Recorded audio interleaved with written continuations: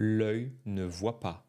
Dans cet épisode du podcast En nos troubles, j'ai envie de te parler d'un mécanisme qui est inhérent à la vie et en même temps qui est aussi perturbant que omniprésent. Donc ça risque de te perturber, de peut-être te secouer un peu. C'est normal, je t'inviterai à prendre le temps de digérer cette info et à voir ce que ça peut impliquer, parce que ça peut impliquer beaucoup, beaucoup de choses. Euh, Simplement, je vais te proposer de fermer les yeux. Juste 2 secondes, hein, on va faire un truc très très simple. Ferme les yeux et puis tu les réouvres. Et t'as vu comment, quand tu fermes les yeux et que tu ouvres les yeux, enfin, ou la première fois, le matin quand tu ouvres les yeux, il y a comme le monde qui apparaît tout à coup. Il y a, tout à coup, tu vois l'extérieur, tu vois les couleurs, les formes, enfin, tu reviens quelque part dans la vie après une nuit où où tu savais pas trop où t'étais. Et quand tu ouvres les yeux, du coup, tu vois le monde, tu vois la réalité, entre guillemets, depuis tes yeux. Alors, c'est pas les yeux qui voient, c'est le cerveau. Mais c'est ça qui est fascinant, c'est que justement, on est tous convaincus que l'œil voit. On est tous convaincus de voir les choses. C'est ça qui fait qu'aussi, on est vachement accroché à notre vision du monde.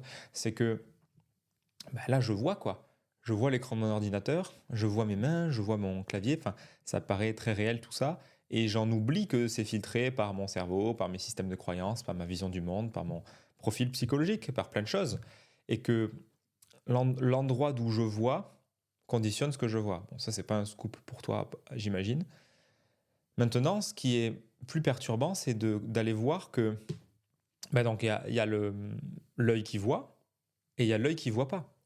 Puisque, tu le sais, j'en ai déjà parlé, mais je le rappelle, à l'endroit de l'insertion du nerf optique, l'œil ne voit pas.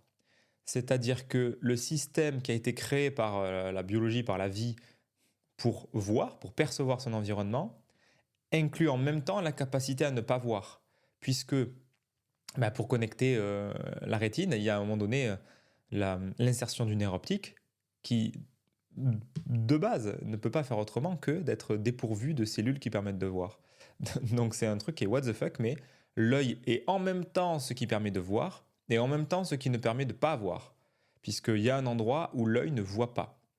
Cette tache aveugle, elle est anatomique, hein, elle est d'ailleurs, il y a des expériences qui sont faisables pour la constater, parce que, ben, comme l'œil ne voit pas, tu devrais avoir des trous dans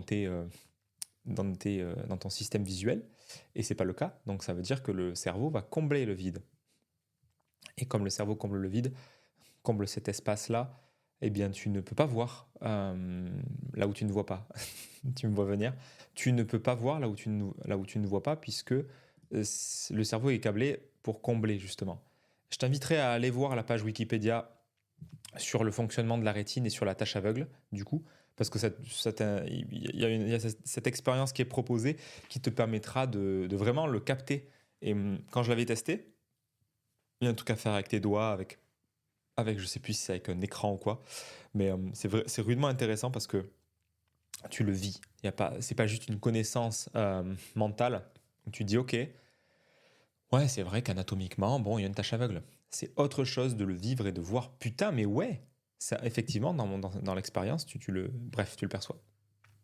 Donc, où je veux en venir, c'est que un système nerveux, un être humain qui est incarné sur cette planète, dès lors que tu es incarné, en fait, et que tu es vivant, tu es autant câblé pour voir que ne pas voir. C'est-à-dire que ton système, il va, il va se construire autour d'une structure qui est aveugle à tout un pan de la réalité. Et on peut pas faire autrement, en fait.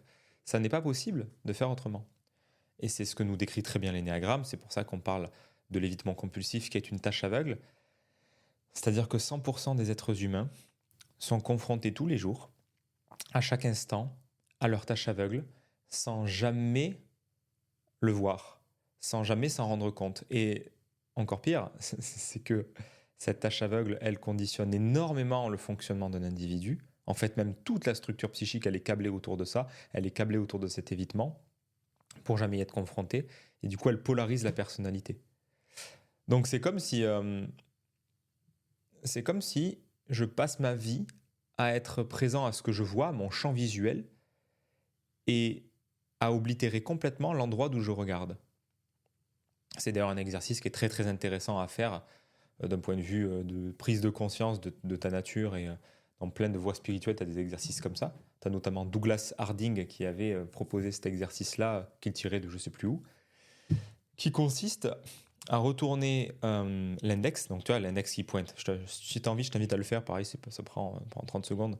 Tu prends ton index et tu pointes des objets de ton environnement. Par exemple, là, je pointe mon ordinateur. Là, je pointe ma tasse. Puis je pointe le mur. Et je vais retourner l'index vers moi. Et je vais me poser la question de que pointe l'index. Et de ne pas chercher à répondre, mais de rester avec la sensation de ce que ça fait de... C'est qu'est-ce qui est pointé là.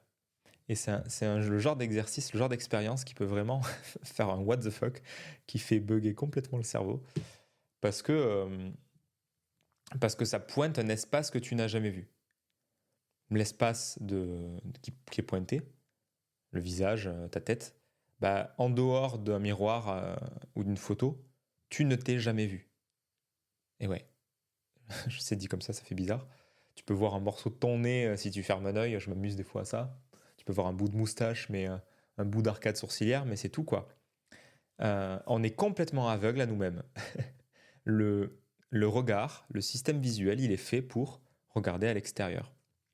Il est fait pour repérer les sources pour manger, les sources de danger, enfin bref, c'est un capteur comme un autre, quoi. D'ailleurs, j'avais appris il n'y a pas longtemps, j'ai trouvé ça absolument fascinant, j'avais pas cette info, que si tu regardes bien une photo d'un lion, par exemple, ou d'un chat, ça marche aussi, et si tu regardes la photo d'une gazelle ou d'un zèbre, ben, tu vas notifier une différence fondamentale sur le positionnement des yeux.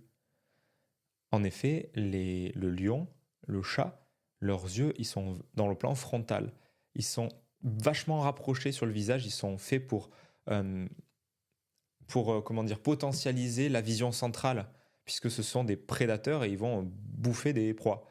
Et les proies, elles ont un système visuel beaucoup plus périphérique avec des yeux qui sont sur les côtés et qui ont du coup beaucoup plus d'espace et qui ont pour but d'avoir un champ visuel beaucoup plus grand afin de repérer ceux qui ont un champ visuel destiné, qui est vraiment là pour les bouffer. Donc il y a cette stratégie mixte dans le système visuel dans la nature qui se complète bien, vision centrale, vision périphérique, enfin, on a les deux bien évidemment, mais pour les proies, il y a ce truc de beaucoup plus être câblé sur la vision périphérique, quoi. Et d'ailleurs, l'humain, si tu te regardes toi dans un miroir, bah justement, tu verras que tes yeux, ils sont vachement frontales et que du coup, naturellement, la nature nous montre qu'on est des prédateurs. Enfin, c'est pas un scoop, hein, mais dédicace aux véganes qui ne veulent pas faire de mal aux animaux. Et encore, je comprends et je peux rejoindre totalement, bien évidemment, parce qu'on peut transcender aussi ça. Mais de base, notre biologie nous montre, bah frérot, t'es un prédateur, quoi. Donc bref, la tâche aveugle, elle est vraiment, je trouve qu'elle est aussi là pour nous montrer, pour nous inviter à de l'humilité. Parce que oui, l'œil permet de voir, bien sûr, et en même temps, l'œil ne voit pas.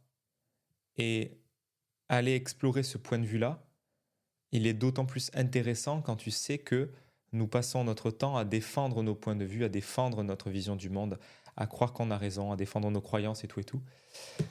Et tout un travail vachement intéressant d'assouplissement psychique, plutôt qu'aller faire des étirements et du yoga, même si ça peut avoir du sens, bah, tu peux aussi faire des étirements psychiques et aller explorer d'autres points de vue et lire des livres que tu n'aurais jamais lus et aller voir le point de vue des gens qui pensent le contraire et aller voir, ou sans forcément partir du contraire, mais je sais pas si t'es vraiment accroché, par exemple à la religion, j'en sais rien, à la religion juive ou au catholicisme, bah c'est super intéressant d'aller aussi explorer, ok, que disent les textes sacrés bouddhistes, taoïstes, que disent les textes sacrés musulmans, que disent les textes sacrés de je ne sais quel courant religieux ou spirituel, pour aller voir d'autres points de vue. Si tu ne jures que par le végétarisme ou par le paléo ou par le sans gluten ou par le carnivorisme ou par le cétogène ou par je sais pas quoi, si tu es particulièrement sensible à l'alimentation, bah, ça peut être intéressant d'aller voir que disent les autres, quels sont leurs arguments et d'aller voir qu'en fait, bah, il y a tout autant des croyances d'un côté que de l'autre et que t'as pas plus raison. Enfin, c'est, c'est l'occasion d'explorer la multiplicité des points de vue. Et l'énéagramme nous permet ça aussi. L'énéagramme, c'est de voir que il y a 9 grandes façons de voir le monde. Je peux voir le monde sous le prisme le monde est dangereux. Je peux voir le monde sous le prisme la vie est une lutte et il faut être fort pour survivre. Je peux voir le monde sur le prisme il y a quelque chose d'imparfait, quelque chose d'incorrect, il faut le corriger.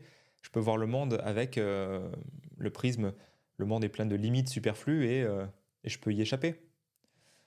Donc tu vois que c'est comme toujours avec les points de vue, c'est qu'il n'y a pas un point de vue qui est vrai, un point de vue qui est faux. Enfin, en fait, on sort de cette dialectique vrai-faux. Il y a juste des points de vue. Et comme disait probablement Coluche, les points de vue, c'est comme les trous du cul, tout le monde en a un. Et pour moi, ça invite pas à tomber dans un relativisme absolu où tu n'as plus de point de vue et tu penses rien et tu n'as pas d'avis et tu fais comme tu as un point de vue un peu le mode suisse où tu bottes en touche.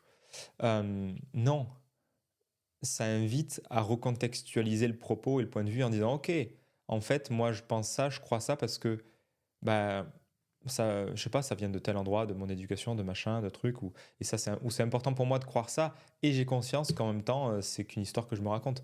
Donc tu vois, il y a la croyance, elle est fonctionnelle aussi, elle permet d'agir, de se mettre en mouvement. Tu peux continuer à avoir des croyances, d'autant que c'est pas possible de ne pas avoir de croyances. Et notre système psychique et gothique, il a besoin de croyances et de certitudes.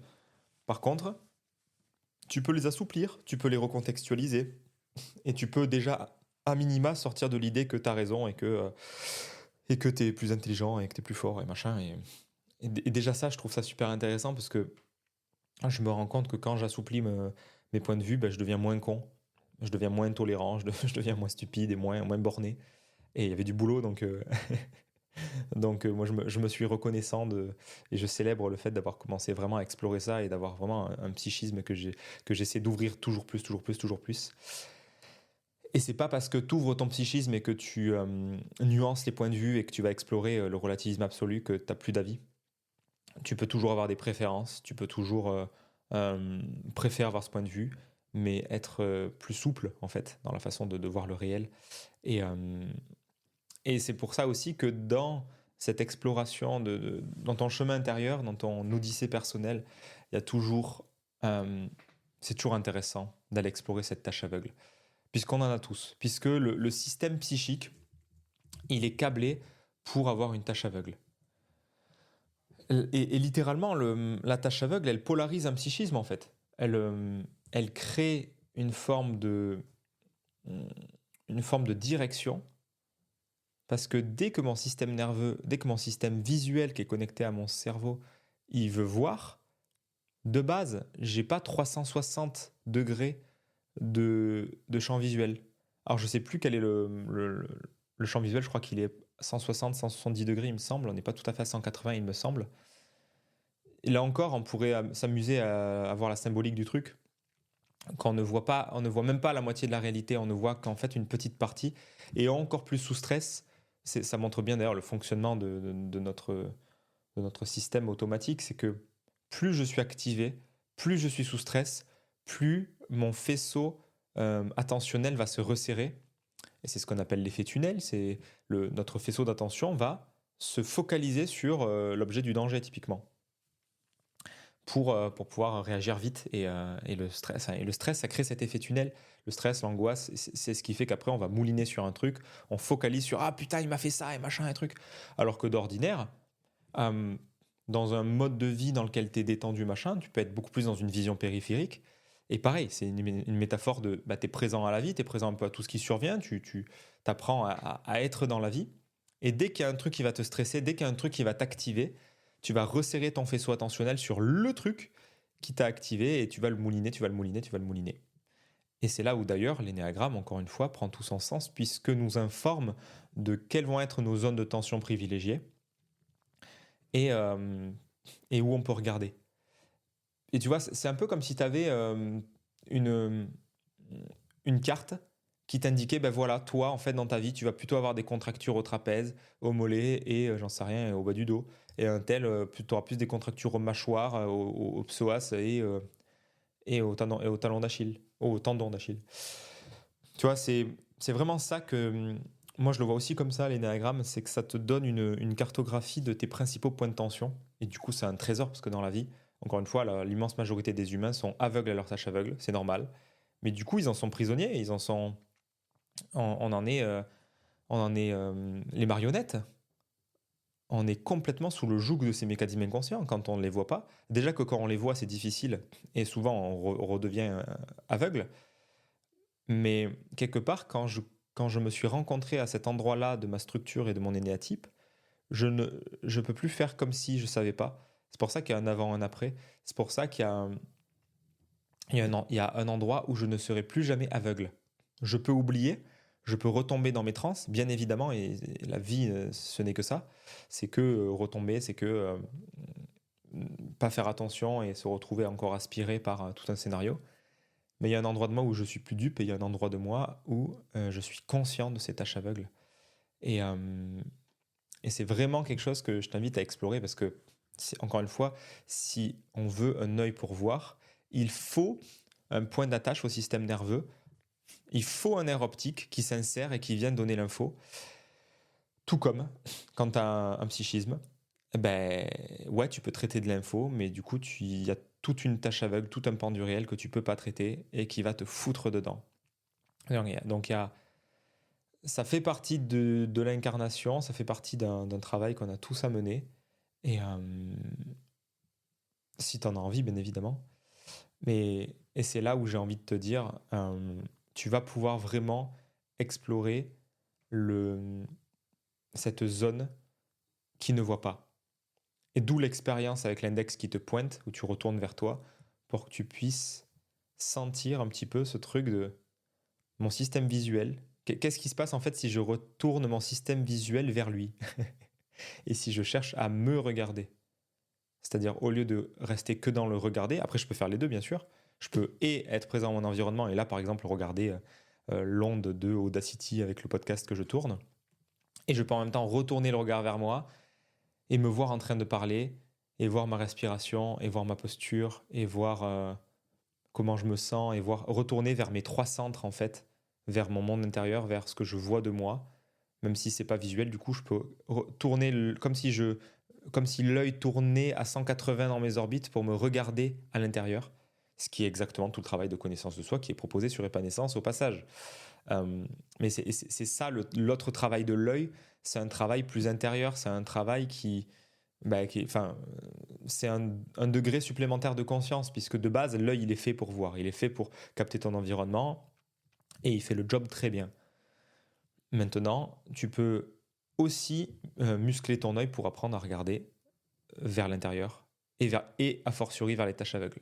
C'est deux travaux différents. Déjà, voir vers l'intérieur ce que tu arrives à voir vers l'intérieur, mais qui n'est pas naturel et automatique, puisque notre système, il est quand même câblé pour voir à l'extérieur, même si évidemment, ça dépend des profils de personnalité. Apprendre à regarder à l'intérieur, ton centre mental, ton centre émotionnel, ton centre instinctif, de voir clair là-dedans, et après, de commencer à explorer avec ton œil les tâches aveugles. Et ça peut prendre du temps, ça peut nécessiter, souvent ça nécessite un tiers ou ça nécessite des aides, mais ça se fait très bien, ça se fait très bien et c'est extrêmement intéressant parce que du coup, ça dépolarise ton psychisme et il y a quelque chose que ça apaise et que ça pose. Et, et je me rends compte que ça fait vraiment partie d'un chemin d'intégration que d'explorer ça. Donc voilà, je te balançais plein de trucs un peu en vrac là, pas structurés. Si ça t'a parlé, que ça t'a apporté un truc, tu peux évidemment me le partager en commentaire. Ça sera un plaisir de te lire. Tu peux mettre un pouce aussi et partager à quelqu'un que ça pourrait intéresser de capter ce truc-là, parce que pour moi, ça a été vraiment une claque dans la gueule de réaliser, ok, bah, l'œil il voit, oui, d'accord, l'œil permet de voir, c'est clair, mais l'œil ne voit pas aussi. Les deux sont vrais. Sur ce, belle journée à toi et à la prochaine.